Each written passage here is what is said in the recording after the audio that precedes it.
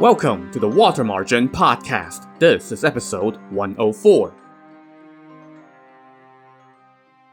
Last time, Yanqing the prodigy heard that a big guy named Ren Yuan was holding a wrestling contest and challenging everyone from across the land to take him on. Yanqing, despite his slender frame, decided to go to the temple fair in Tai'an Prefecture, where the contest was being held, to answer this challenge. He traveled to the fair, threw down the figurative gauntlet by smashing up the trash-talking sign that Ren Yuan had put up, and then walked away. Farther up the road, Yanqing caught up to Li Kui the Black Whirlwind, who had snuck off the base to accompany him on this trip. The two then went in search of a place to stay. The area around the temple was hopping. Peddlers from all the trades were displaying their wares, and there were nearly 1,500 inns receiving guests from all over the land. But during holidays, all these places were full. Yanqing and Li Kui found a place at the far edge of the fairgrounds. They laid down their luggage and asked for a bed for Li Kui to sleep on. But the clerk at the inn looked at Yanqing, who was dressed like a peddler, and said, "Brother, you're a peddler from Shandong province, right? Are you able to afford a room?" Speaking in a Shandong accent, Yanqing replied, "What disrespect! How much can a little room be worth? Even if it were a large room, I will pay you whatever others pay you." The clerk said, "This is a busy time, so it's best to make things clear up front." "I am here to do business, so it doesn't matter to me. I can rest anywhere," Yanqing said. "But I ran into this relative from my home village along the way, and he came down with asthma.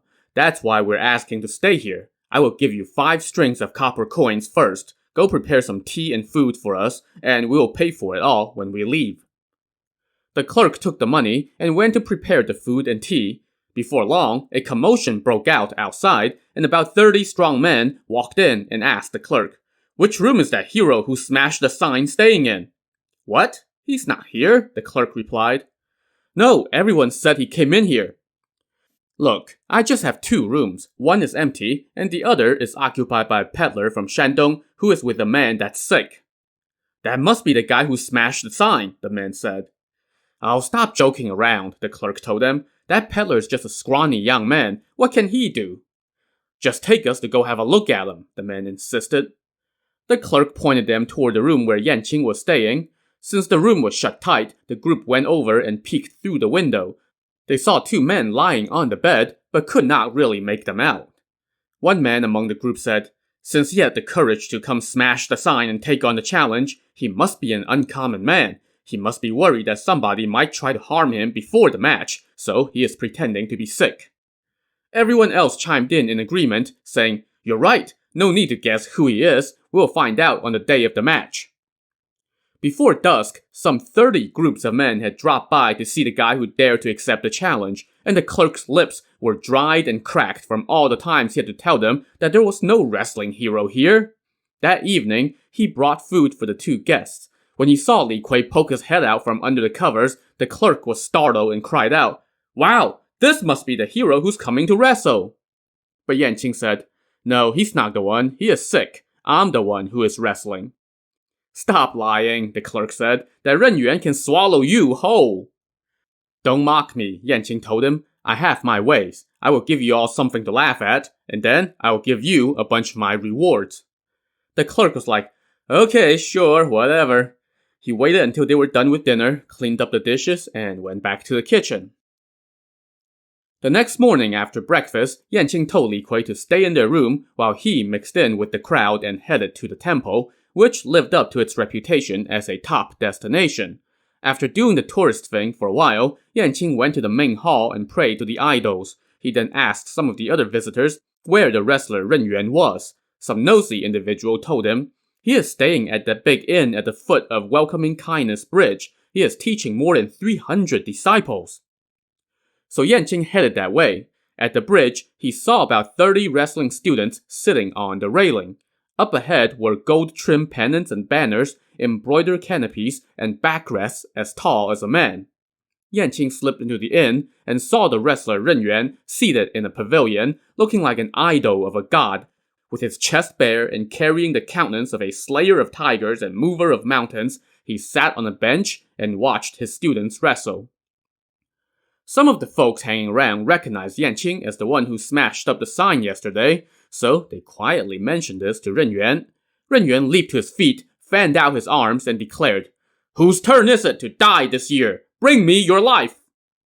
Yanqing lowered his head and quickly ducked out of the inn, hearing laughter behind him. He rushed back to his own inn and had some dinner with Li Kui, who complained about having to stay in bed all day.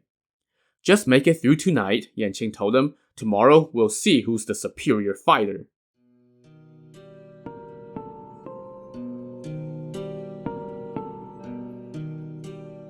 Around midnight, they heard drums and music from outside. This was from a sacrificial ceremony at the temple. Then, around 2 a.m., Yanqing and Li Kui got out of bed and washed up. They combed their hair smooth, took off their padded gowns, wrapped their legs in knee-length bindings, and put on silk trousers, hemp sandals, and clean shirts, which were tied around the waist with a sash.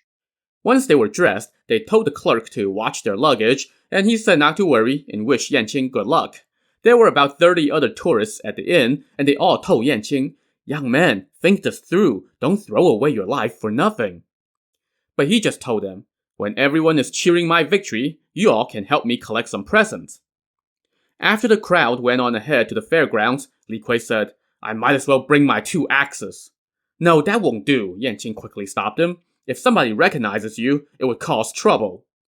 So the two mixed in with the teeming throngs and headed to the temple, finding an inconspicuous place to lay low for the time being.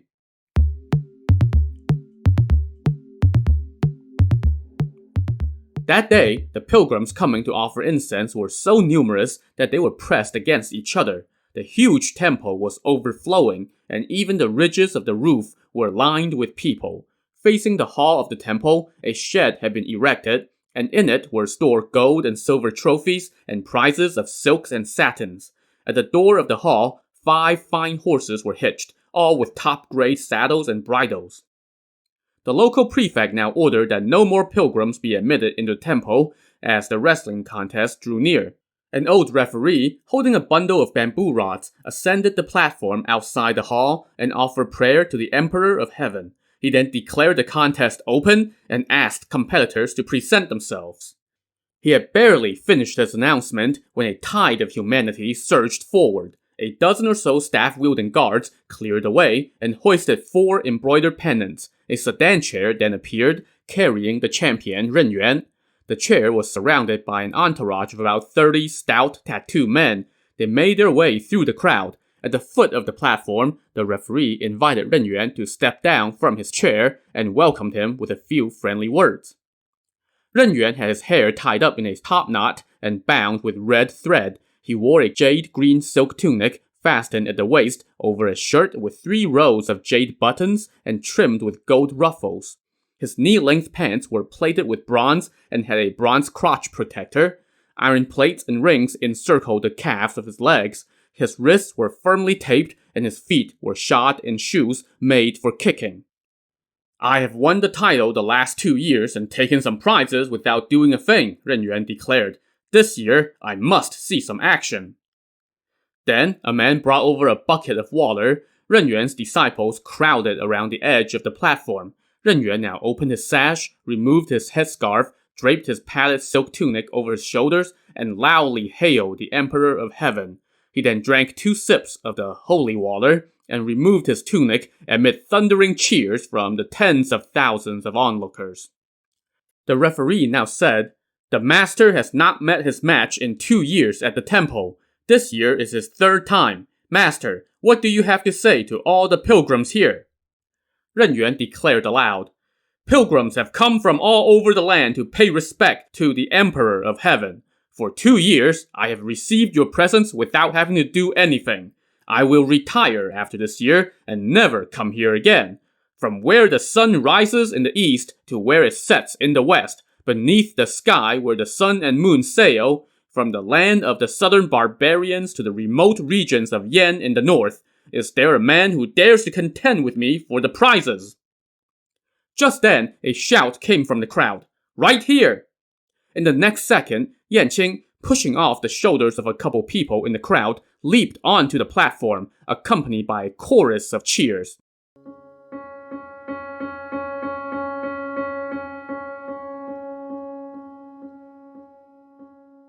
"What is your name and where are you from?" the referee asked him. "I am Peddler Zhang from Shandong Province. I have come specifically to fight him for the prizes." The referee now warned him, "Look, your life hangs in the balance. Do you understand? Do you have someone to vouch for you?" "I vouch for myself. If I get killed, no one will have to die for me." "Why don't you take off your shirt and let us size you up first?" the referee said. So Yanqing took off his headscarf, his sandals, and his shirt. He then struck a pose, and a loud cheer went up from the crowd as everyone was astonished by his physique and his tattoos. Ren Yuan saw what everyone else saw, and was starting to feel a little bit intimidated. The prefect now summoned Yanqing down from the platform and called him over to have a closer look at him. When he saw Yanqing's tattoos, which looked like carvings on a jade column, the prefect was quite impressed and asked Yanqing where he was from and what brought him here. "My last name is Zhang, and I am the eldest son in my family. I am from Caizhou Prefecture in Shandong Province. I heard that Ren Yuan had issued a challenge to the entire realm, so I came specifically to fight him." The prefect said, "That horse over there and all its equipment are a prize from me to Ren Yuan. As for all the prizes that are in the shed, how about the two of you divide them between you evenly, and then I will give you a post by my side." "My lord," Yanqing said, "the prizes don't matter. I just want to knock him down so everyone can have a good laugh and a good cheer." "But he is built like a god. You can't get near him," the prefect said with concern. "Even if I die, I would not hold a grudge," Yanqing declared. Well, alright then. The conversation over, Yanqing returned to the platform. The referee first asked him to sign a waiver in case of horrific death and dismemberment, and then read him the rules. When he was done, the referee said to Yanqing, "You got it? No dirty tricks." Yanqing chuckled. "He's got protection all over his body, while I have nothing. How can I deliver any cheap shots?" Just then, the prefect called the referee over and told him, "That guy is quite an impressive young man. It would be a shame if he got killed. Go talk him out of it and call this match a draw." The referee returned to the platform and said to Yanqing, "Why don't you hang on to your life and go home? I will declare this contest a draw." "What nonsense!" Yanqing retorted. "You don't even know if I'll win or lose." And now the crowd also joined in, demanding that the referee let the fight proceed since, hey, what do you think we're all packed in here for if not to see someone get bloodied and possibly killed? And by now, Ren Yuan was seething with hatred for Yanqing, wishing he could chuck this little pipsqueak into the clouds and have him break his neck on the way down. Since everybody was itching for a fight, the referee relented and said, "Since you two insist on fighting, then let this match be in the name of the Emperor of Heaven. Be careful, both of you." And so the platform was cleared of everyone except the two contestants and the referee. By now, the early morning mist was dissipating and the sun was rising in the east. The referee held his bamboo rods, told both contestants to get ready, and then shouted, "Fight!" Yanqing crouched on the right side of the platform, while Ren Yuan stood on the left. They each occupied half of the platform, and they were supposed to meet in the middle, but Yanqing did not budge. Seeing this, Ren Yuan started to advance, and as he did so, he noticed Yanqing staring at his legs. He must be trying to go low, Ren Yuan thought to himself. Fine, I won't even use my hands. I'll just kick this knave off the stage. So he kept pressing toward Yanqing and pretended to kick with his left foot, but Yanqing shouted, "Don't even try it!" Just as Ren Yuan approached him, Yanqing suddenly ducked under his opponent's left shoulder and slipped behind him. Ren Yuan got mad and quickly turned to try to grab him, but Yanqing again slipped past him, this time ducking under his right shoulder. By now, Ren Yuan's footwork was all messed up from all the twisting and turning he was doing to keep up with Yanqing. Yanqing now charged toward his foe, grabbed his shoulder with the right hand and his crotch with the left, and then shoved his shoulder under Ren Yuan's chest. And with one heave, he lifted Ren Yuan off his feet. Going with the momentum, Yanqing twirled 5 times with his hapless foe dangling feet in the air, and as he neared the edge of the stage, he shouted, "Down you go!"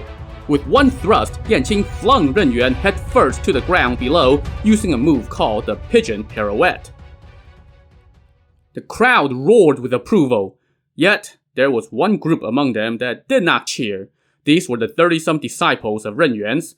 Seeing their master get tossed from the stage, they immediately knocked over the shed and started taking all the prizes, because fair play is what now? The prefect's men could do nothing to stop them, but someone else in the crowd got pissed. This was none other than Li Kui the Black Whirlwind, whose eyes grew wide and whose whiskers stood on end. He had no weapons at hand, so he pulled up a pine sapling as if he were plucking a green onion, snapped it in two, and wielded the two lengths of tree trunks as he started beating people left and right. It was then that somebody in the crowd recognized him and pointed him out to the guards, who immediately shouted, "Don't let Liangshan's Black Whirlwind get away!" As soon as he heard that, the prefect was scared out of his mind and ran toward the back of the temple. The entire crowd also descended into chaos as the pilgrims ran for their lives. Li Kui made his way over to the spot where Ren Yuan was still lying on the ground, barely conscious and just barely breathing. Li Kui now grabbed the stone tablet and brought it down on Ren Yuan with all his might, crushing him to a pulp. Yanqing now joined him as the two fought their way toward the temple entrance, but from outside the temple came a barrage of arrows, forcing them to climb onto the roof and start flinging tiles down at the soldiers. Just then, loud roars rose up from the entrance as a group of men fought their way in. At their head was a man donning a white hat and a white robe, carrying long and short-handled broadswords. This was none other than Lu Junyi, the Jade Qilin, Liangshan's number 2. Behind him came 7 other chieftains: Shi Jin, the 9 tattooed dragons, Mu Hong, the unrestrained, Lu Zhishen, the flowery monk, Wu Song, the pilgrim, and the 2 hunter brothers, Xie Zhen and Xie Bao. They were accompanied by about 1,000 lackeys as they cleared the entrance.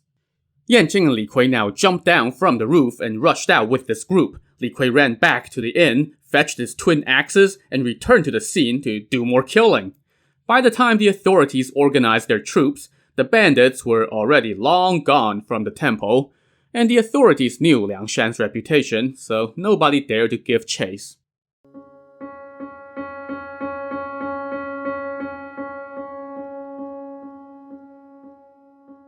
Later that day, on the way back to Liangshan, Lu Junyi was like, "Hey, has anybody seen Black Whirlwind?"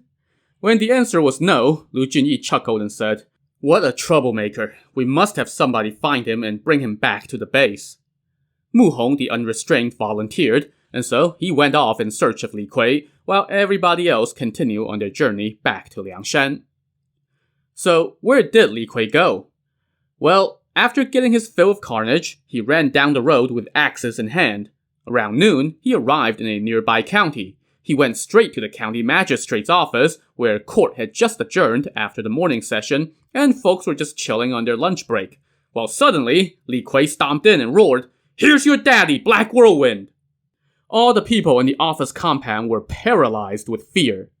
So this county was but a stone's throw away from Liangshan, so everybody here was always wary of a visit from the bandits. In particular, just hearing the name Li Kui the Black Whirlwind was enough to stop infants from crying at night. And now, the boogeyman was here in the flesh. Li Kui strolled over to the magistrate's chair and made himself at home. He then shouted, "Somebody, come out here and talk, or I'll set fire to this place." The cowering staff in one of the rooms talked amongst themselves and decided that somebody had better go out there or Li Kui might make good on his threat. So 2 guys who drew the short straw came out and kowtowed 4 times to Li Kui. "Chieftain, you must have come bearing advice for us," they said while trembling. "I didn't come to disturb your residence. I was just passing through and wanted to have some fun. Ask your magistrate to come out. I want to talk to him." "When you came in just now, the magistrate ran out the back door. We don't know where he went." Li Kui did not believe them, and decided to search the private quarters for himself. But there was indeed no sign of the magistrate. Instead, he found a chest for the magistrate's official robes and hat. So he broke the lock and put on the magisterial robe, belt, boots, and hat. He then strolled back out front and shouted for all the officers to come see him. The staff had no choice but to gather. "What do you think of my little getup?" he asked them.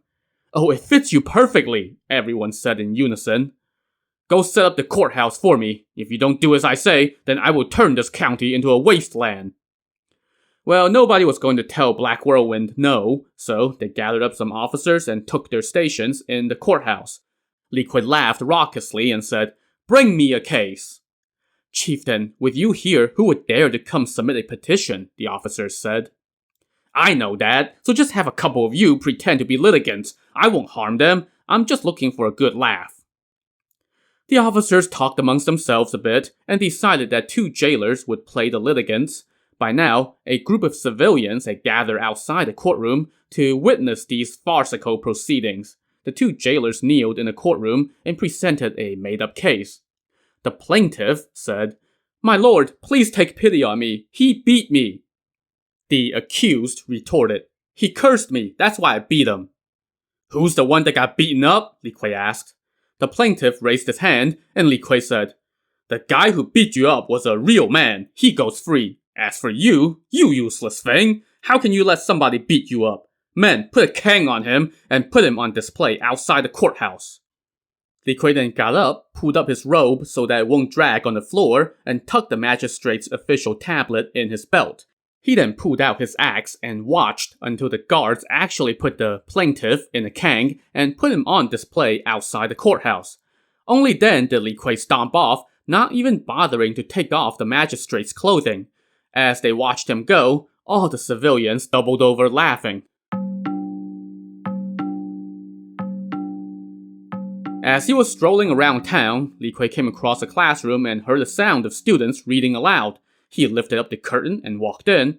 A few seconds later, a panic-stricken teacher leaped out through the window, followed by Li Kui coming back out the door, laughing raucously and leaving behind a throng of crying, hiding, and fleeing students. Just then, Mu Hong the Unrestrained showed up and was like, Wow, I'm the voice of reason? Everyone's worried sick about you. Turns out you're here stirring things up. Hurry up and come back to Liangshan, he said as he pulled Li Kui along. Li Kui reluctantly followed. The 2 actually made it back to Liangshan without further incident. When they returned to base, everyone couldn't help but laugh at Li Kui's outfit. He went to the Hall of Loyalty and Honor, where Song Jiang was celebrating Yan Qing's victory in the wrestling match. Li Kui let his magisterial robe hang down, put away his axes, and strolled over to pay his respects to Song Jiang. But he had barely bowed twice before he tore his robe and tripped, falling to the ground, drawing another round of laughter from the other chieftains. But Song Jiang was not laughing. He scolded Li Kui. You've got some nerve sneaking off the mountain without telling me. That is punishable by death. And you caused trouble wherever you went. I'm making it clear today in front of everyone. I will not spare you again. So that's like the 4th or 5th time now that Song Jiang had promised he would not spare Li Kui the next time. So, whatever. Li Kui uttered his apologies and all was well again. Business went on as usual, and the bandits continued to train every day on land and water and prepare weapons, armor, and banners for their next military encounter. Well, that military encounter might be coming soon, since Tai'an Prefecture was sending word to the capital about our heroes crashing their festival and wrestling competition, and numerous other prefectures were also reporting run-ins with our heroes. Unfortunately for all those local prefects and magistrates, the emperor had gone a month without holding court.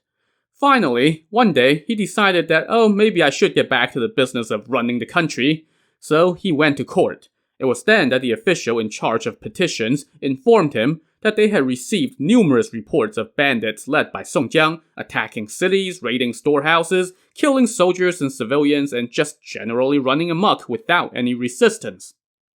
The emperor said, Those bandits ran amok in the capital during the Lantern Festival, and now they're causing trouble everywhere, especially in the area near their lair. I have sent numerous orders for the Council of Military Affairs to send troops to apprehend them, but I still haven't received any reports so far. So, just a guess here, but it could be that the layabouts in the council had been trying to keep this quiet since everyone they've sent to attack Liangshan not only lost, but ended up joining the bandits. To see what the Emperor will do, tune in to the next episode of the Water Margin podcast. Also on the next episode, Song Jiang comes tantalizingly close to seeing his dream come true. So, join us next time. Thanks for listening.